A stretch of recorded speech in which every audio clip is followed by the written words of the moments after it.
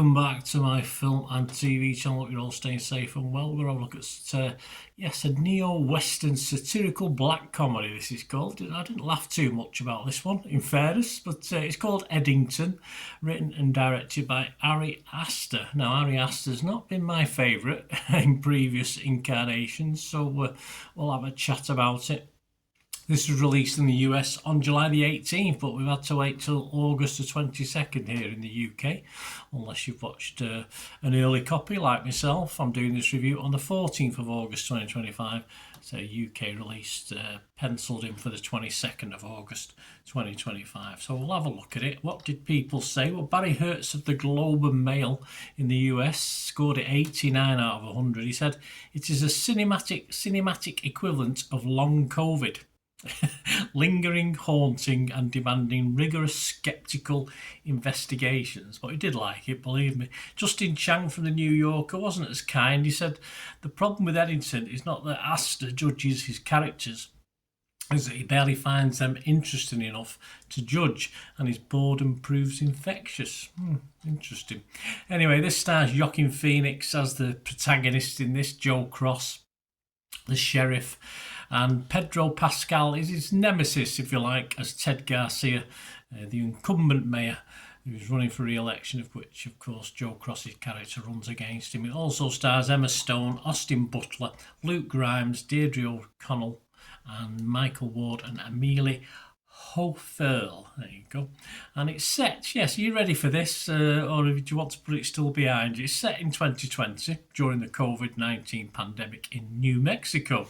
The film examines the political and social turmoil caused by the contested mayoral election, focusing Sheriff Joe Cross and Mayor Ted Garcia. Right, as I said, is it soon enough to be reminded about COVID? I know there's a phase where I didn't particularly want to watch COVID-related stuff. Well, when it's done well, I suppose it has to be. I've already said I'm not a big fan of Aster's previous outings, but yeah, I think when you get a bit of a political theme around it in small-town US, which is certainly a different perspective for me on COVID. I've seen plenty of UK-based stuff, which I've found struggling. But it's nice to look at this. A great cast, of course. Joaquin Phoenix is, as ever, a standout in the role. I always have to look twice at Joaquin Phoenix in these sort of roles and realise, oh yeah, it is him. It took me a while. I didn't realise Joaquin Phoenix was in it. I just started watching. I hadn't watched the credits or the lead up to it. I hadn't read anything about it particularly. So, yeah, it took me a little while to think, oh, yeah, that is Joaquin Phoenix. Nick Shager from the Daily Beast website scored at 85. He liked it. He said, taking aim at the left, the right, and every mad thing in between. It's a fierce and funny provocation designed to piss off everyone along the political spectrum. I think it may have worked, yeah. I mean, there's some of the lower scores, I say, for an Aster vehicle. It's got a few people didn't like it. There's a lot of verbal, as you'd expect. It won't be to everyone's taste, and it's far too long. That's the big criticism I've got of it.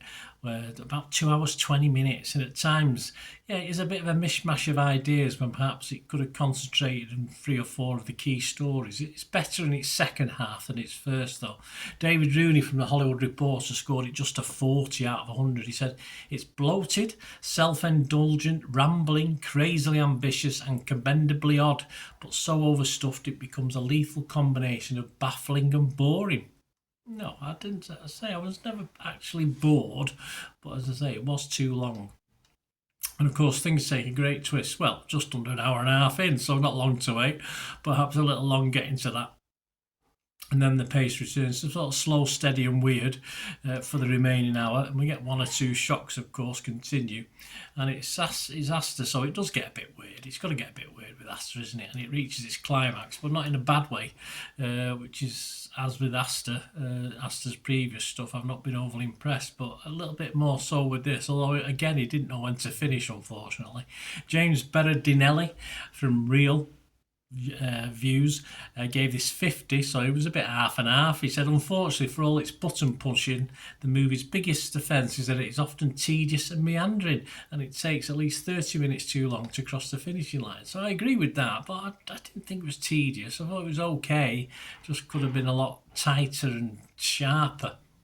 Perhaps Billy Goodencoots, that's a great name, isn't it? Goodencoots is close. He scored it 60s with the Arizona Republic. He said it's a jumbled, intriguing, inconsistent mess. And yes, it is uncomfortable by design. It is. I think this has split the public and critics alike. My biggest critique, as I said, is the length of the film. Not overall the plot. I thought it was okay. I'm not overall the directing. Ari Aster's work has been criticised, or this has been criticised as one of his weaker films. Personally, I think it's one of his best, though of course he does slip into the unnecessary far too much. 30 minutes on the cutting room floor. This was exceptional for me, but the Rambo ending was well worth the wait, despite it also dragging out that final chapter afterwards. Sometimes perhaps a director needs to know when to cut and run, but yeah, I suppose it's when it's your baby and you're doing it, you don't really want to put too much on the cutting room floor, but this could have done with a little bit of it. But yeah, I liked it. Probably for me, Aster's best so far, but that's just me. It'd be great to have your opinion. Right, let's have a look at some of the other scores. Rotten Tomatoes give this 68%, 225 critics. A big chunk of Rotten, 71, but it got 154 fresh. Make that 155 with my review. The consensus of the website, Eddington carries a stellar cast, fearless direction by Ari Aster, and an off-kilter story, but its tonal misdirection will often leave viewers wanting. That's probably why we're getting a bit of a mixed response to this. Metacritic 64 out of 100. That's 44 critics, 25 positive, 17 mixed. So I'm more positive on that, just about, and 2 negative. Rotten Tomatoes audience, the Joe Public, 3.5 out of 5. Metacritic users, Joe Public, 5.9, so a little bit down, 5.9 out of 10. Internet Movie Database, though, 11,000 scores and reviews, so a fair amount, and it's getting a 7 out of 10, which looks really good. And yeah, following on from that, for me personally, as I say, for me, Aster's best so far of what he's done, although some people are not saying that. Some people said he's gone off the boil, but I'm going to give it a 7 out of 10 as well, and it probably would have been 7.5, 8 out of 10 if it hadn't been so long, because I think he could have made it a lot tighter, a lot better film. But yeah, not bad at all. Let me know your thoughts, guys. Great to have your views, of course it will. And if you enjoy the content, you want to help the channel, support the channel in any way you can, that'd be brilliant. Just by pushing those buttons or other ways of doing it as well. And of course, if you want to just contact me through my various socials, all you have to do is stay watching and listening. Again, hope you enjoyed the feature, guys. Thanks for watching. Please, if you did enjoy the content, please give us a thumbs up, and if you've not already done so, press that subscribe button. If you're not already subscribed, that'd be wonderful. It's free to subscribe, absolutely free.